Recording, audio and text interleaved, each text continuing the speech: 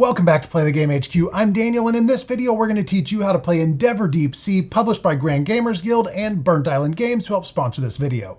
In Endeavor Deep Sea, you'll be exploring the depths of the ocean, building your team, and using their skills to take actions as you compete to score the most points at the end of the game. There's 10 different missions included in the game, and those will determine the setup and the goals for that game, and the board is modular, made up of individual tiles, so each game you play is going to be different even when you're playing the same mission. And every mission can be played competitively, cooperatively, or solo. We're going to teach you the competitive rules for the bulk of this video, and then at the end of the video, we'll go through the adjustments that you'll make for solo and cooperative play. Before we get into the setup and actual gameplay, I want to go over a few key concepts of the game. And if you can lock these in, it should simplify your experience as you play. Because as the board grows and you have more specialists on your team, it can feel a little overwhelming. But this is a game where you can really just trust the icons. In a normal game, your board could grow to 5x5 or bigger depending on the scenario. We're going to keep this board pretty small for this tutorial, but as the board grows, you're going to see more variations of the same icons. You'll just have more options. Your main way of taking actions is by using a disc to activate a specialist. When you activate that specialist, you can take their actions. As a general rule, a full color icon is the action that you take, and a white icon is where you take it. So if I want to activate my Sonar action, I can do that here, here, or here. Some actions give you bonuses, like these conservation actions. When I would place my disc and cover up this icon, that matches this icon on my track, which means that I would move my cube up one space on that track on my player board. And that's going to improve that ability, and it will also give me in-game points, and your ultimate goal, like most games, is to score the most points. The bulk of your points will come from the tracks on your player board and the position of each cube at the end of the game. You can see at the top of the board what each position is worth, and each track scores individually. You'll also score points for some of the tokens on the impact board, mission-specific goals, and a few other ways, and we'll go over all of those later. But your biggest chunk of points is going to be from moving these tracks up on your player board. One last thing before we get into setup. The currency of the game is research, and that's shown by these DNA icons that you'll track on the research track on your player board. There's no direct action to gain research, but you'll earn it mainly through dive tokens and a few other places throughout the game. When you earn research, you'll track it on your player board, and it does top out as 12, and any extra that you would earn is lost. When you see a red DNA icon and a number, that's the cost to do an action, and you'll spend the research by moving it down on your research track. And now that you understand some of those basic concepts, let's get to the full gameplay. To set up the game, choose a scenario sheet. This gives you your initial setup and may have special rules on the top left side of the sheet and in-game scoring conditions on the right. The top of the board shows the tiles you'll use and how to arrange them for the initial setup. So we have the sea star, the looking glass, and the volcanic island, and then this setup also includes a question mark, which is just a random tile from that level of the ocean. There's 5 different levels of ocean tiles, and each level has to stay in its own row as it's added to the board. So for this question mark tile, we just drew a random tile from the surface zone tiles. The setup also shows the maximum width of the board for that scenario relative to the starting tile. So in this mission, I can go 1 tile to the left and 1 tile to the right, but no more. I do have all of this pretty tightly arranged for this video, but you will need enough room to go potentially 5 tiles wide and 5 tiles deep, and possibly wider depending on the scenario that you're playing. Separate the rest of the ocean tiles by depth and stack them next to the play area, then create a supply of dive tokens. Some tiles have dive sites on them with a number. Stack that number of dive tokens face down on the dive site. Separate the journal cards with the anchor on the back from the rest of the journal cards and shuffle those 2 decks separately. The anchor cards are your starting journal cards. Lay out 4 starting cards face up under the mission board and put the rest of the anchor cards back in the box, then put the main deck face down next to those cards. Put the specialist tray next to the play area with specialists separated by level. Levels 1 through 4 should be organized by specialist type, and level 5 specialists should be shuffled with 3 random tiles in each space, and all of the specialists should have the blue side face up in the tray. Pick a random starting player and give them the wave token, then give each player a player board with their matching tokens and starting specialist. Put the specialist near your board with 1 disc on it, then create a supply of your discs and hexagon tokens next to your board. Put a cube on the first space of each track on your board, and then put a submarine on levels 2 and 4 of the 4th track on your board, the one with the puzzle piece. The rules actually say to put those extra submarines next to your board, which is fine, but I like to put them here on the track as an extra reminder that I'm going to earn those when I get to that section on the track. Then each player puts their remaining submarine on the starting zone. The top of the scenario sheet tells you what the starting zone is for that game, which in this case is the sea star. Anytime you move onto a tile during the game, you'll take the arrival bonus for that tile, and that includes at the beginning of the game.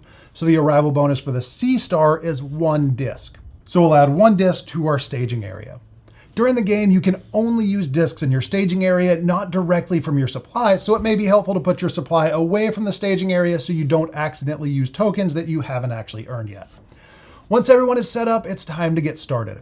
The game is played over 6 rounds, and each round you'll add a specialist to your team, so when you have 7 specialists, 1 per round plus your starting specialist, that's your last round. Each round has 2 phases, preparation and activation.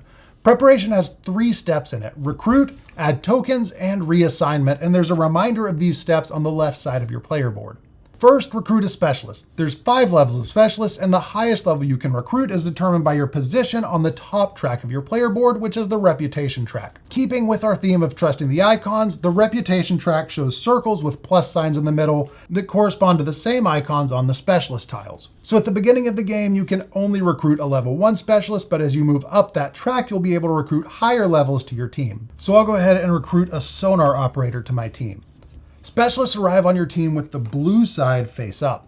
Some of them have an immediate reward on the lower left side of their tile. If they do, gain that as soon as you recruit them to your team. So the Sonar operator moves up 1 space on the coordination track.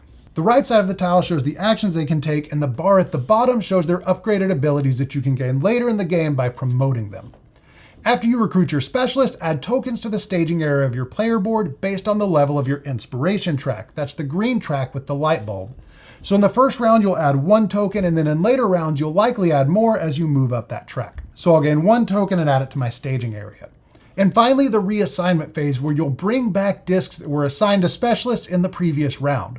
The number of discs you can bring back is shown on the yellow coordination track, and you can choose which specialist you want to bring discs back from. For the first round, you can bring back 1, and that's going to be from the starting specialist because that's the only one that has a disc on it. If a specialist doesn't have an open space for a disc, then they can't be activated. So if you can't reclaim all of your discs from all of your specialists, choosing which ones to reclaim is an important strategic decision because that's going to determine the actions you can take that round. When you reclaim a disc, make sure to put it back in your staging area, not into your general supply. Now, one quick clarification, these tracks are not cumulative. You get the exact bonus shown in the section your cube is currently in, not the section plus lower sections you've already passed. Once everyone has reclaimed their discs, it's time for the activation phase. During the activation phase, players will take turns starting with the first player and going clockwise around the table, taking 1 action plus any rippling effects of that action. At any point, if you can't or don't want to take any more actions, you can pass and you'll be finished for that round, and the round continues until every player has passed. As you're taking actions, anytime you cover up a symbol, you're going to take that bonus.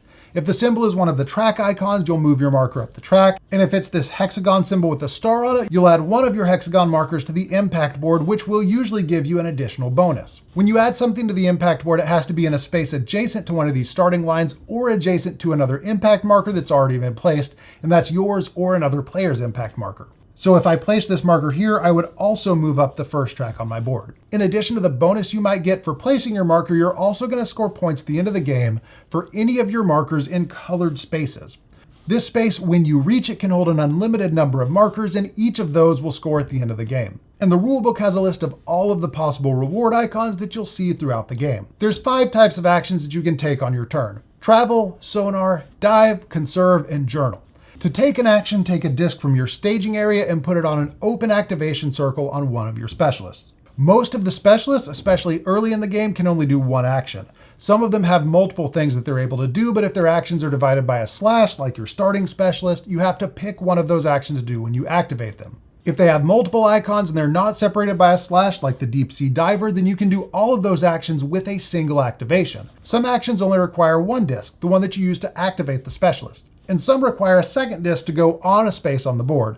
And that all works into the strategy of managing the discs in your staging area as you play the game. So we'll go ahead and activate our starting specialist. And since they can do all of the actions, I'm just going to demonstrate with him, but in a normal game, you would activate each specialist individually on separate turns. The first action you can take is travel. To activate an action on the board, you have to have one of your submarines on that space, and you'll move around the board using the travel action, which is the ship's steering wheel icon. To travel, move your submarine from its current location to the space you'd like to go to. The number of spaces you can move and the depth you can go is determined by your ingenuity track with the puzzle symbol, and there's no limit to the number of players that can be on a single tile at the same time.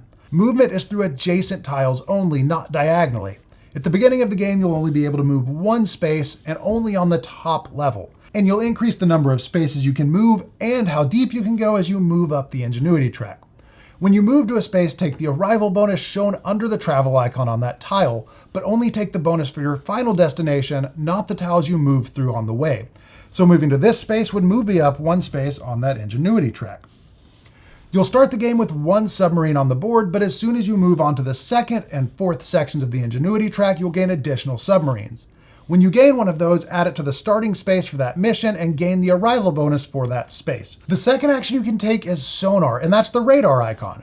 Taking a Sonar icon requires a second disc, so you'll place one disc on a specialist with a Sonar ability, and then place a second disc on the available Sonar space on a tile that one of your submarines is currently on. Sonar spaces are activated from left to right, and you can't skip spaces, so you'll put your disc on the leftmost open Sonar space and take the action on that space you cover up. Early in the game, this is typically going to be adding new tiles to the board, and you can add deeper tiles even if you don't have the ability to visit those yet. When you activate a Sonar space that shows the Discover symbol, which is 2 tiles with numbers, take 2 tiles from the options shown. So in this case, it's level 1 or 2, and I can take 1 of each or 2 of the same level. Level 1 and 2 are just the options of the tiles that I can take. So I'll go ahead and pick 2 level 2 tiles. Choose one of those tiles to place and put the other tile back on the bottom of its stack. When you place a new tile, it has to go on its assigned level. A level 1 tile has to go next to another tile with no gaps in between. And remember, the mission card shows you how wide and how far in each direction you can go relative to the starting tiles. If the level is full, no new tiles can be added to it, even if you activate a Sonar action that would let you add that level of tile. And deeper tiles just have to go under another tile, but they don't have to have anything beside it. A level 2 and deeper tile can have gaps between tiles on the same level, as long as there's something directly above it. If the tile you place has a space for dive tokens, place the number of dive tokens shown in a face-down stack on that space. Then once the tile is placed, take the discovery bonus shown on the top left corner of the tile, which in this case is to move up on my reputation and coordination tracks. When you take a dive action, which is the diving helmet, take the top dive token from the tile that you're currently on. Dive tokens are added to the tile when it's placed, and once they're gone, they don't get refilled. All dive tokens will show some amount of research icons, and most of them will have another icon shown. If it shows research and something else, you have to choose which bonus to take. You don't get both. So in this case, I could gain 3 research or an extra Sonar action. On your turn, you can spend any number of dive tokens that you have, but at the end of your turn, you can only have 1, and that stores in this spot at the bottom of your player board. You do have the option to spend a dive token in place of activating a specialist, and doing that does not count as passing, so you'll still be able to continue taking turns later in that round. Dive tokens can also be spent before or after you activate a specialist, and if the specialist can take multiple actions, you can even use dive tokens between those actions. When you spend a dive token for research, move your marker up on that track, still not going above 12. Any research you would gain above 12 is unfortunately lost. Once you spend a dive token, you'll discard it, and if the supply ever runs out as you're adding tokens to the board, mix up the discard pile and refill the supply. Conserve actions, which are the turtle icon, also require a second disc. When you conserve, place a disc from your staging area on an available conservation site on a tile where you have a submarine. Pay the red research cost, which in this case is 1, and then take the bonus shown, which in this case is moving up 1 space on my reputation track. Some conservation actions have lines linking them to another circle. When you place a disc and the circle at the other end of that line has a disc on it, that link is complete, and both players with discs on that line get the bonus shown on the line, which in this case is to move up 1 space on the coordination track. If one player has a disc on both ends of the line, you only gain that reward once, but it is possible for multiple links to be completed at the same time. When a link is completed, the active player takes the reward first, and then other players take their rewards going clockwise around the table. The last action you can take on your turn is journaling, which is the pen and paper icon, and that also requires a second disc. To journal, activate a specialist with that action and put a disc on a journal circle in a space where you have a submarine, and then choose one of the 4 available journals, pay its cost, and put it next to your player board. The journal has to have at least 1 symbol on its side matching the space where you placed your disc. Immediately replace the journal from the draw pile and then take the bonuses shown on the journal. This icon is the bonus for the player who claimed the journal, and bonuses in a box with this icon are taken by all of the other players, but not the player who claimed the journal. Some journals also have a space for a disc. If it does, you can activate this journal instead of activating a specialist on your turn, but these spaces are one-time use and that disc cannot be reclaimed at the beginning of your turn. And the rulebook shows all of the different journal actions that may be available. When you're finished with a journal, don't discard it. Keep it until the end of the game because some in-game objectives may be based on how many journals you collected, and some journals score points on their own. If you ever activate the promotion symbol, which is this flip tile icon, which I would have activated when I claimed this journal, choose one of your specialists to promote by flipping their tile over and gaining any of the bonuses shown on the left side of the upgraded tile. So in this case, my Sonar operator upgrades to an acoustics engineer, and I move up one space on my coordination track. If you promote a specialist with a disc on it, that disc gets discarded back into the supply, not your staging area. And once that disc is removed, that specialist is available to activate, even if you'd already activated it earlier on the same turn. As you play, you may come across zones with special features on them, and there's a separate rule sheet in the box that explains all of the special features for each zone. Whenever you reach the last section of any of the tracks on your board, you'll cover up the impact icon and add a token to the impact board. If you would ever go beyond the end of your track, move the cube back to the first space of the last section and gain the impact bonus again, and repeat this anytime you would move off the end of the track. Once all of the players have passed, the round is over and players will begin the next round repeating the same process of recruiting a specialist, adding discs and reassigning discs, and then taking actions. The game ends after 6 rounds, which will be the round when you recruit your 7th specialist, and then it's time to score. First, score each attribute track individually based on the position of the cube in each track. The points for each section are shown across the top of the track. So my first track would score 10, my second and third track would score 7, and my third track would score 4. Next, score each of your markers that's in a scoring space on the impact board. The value of each space is shown on the board, so yellow spaces are worth 1 and orange spaces are worth 2. Score any victory points that are shown on journals you've collected and any scoring bonuses for any level 5 specialists that you have. And then score each of the missions on the right side of the impact board, with the first and second place players putting discs on the scoring spaces.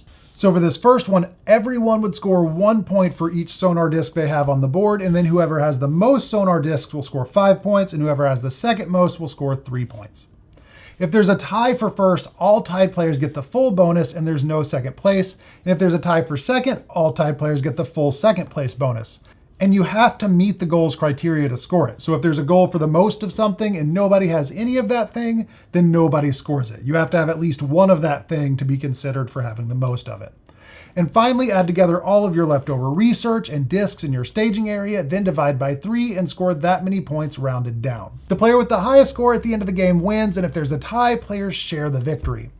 You can also play Endeavor Deep Sea Cooperative or Solo. Solo uses the same rules as Cooperative, but you'll play 7 rounds instead of 6. In addition to the normal setup, take 3 random setback cards and stack them face down, then take 3 random bonus cards and put those face down on top of the setback cards.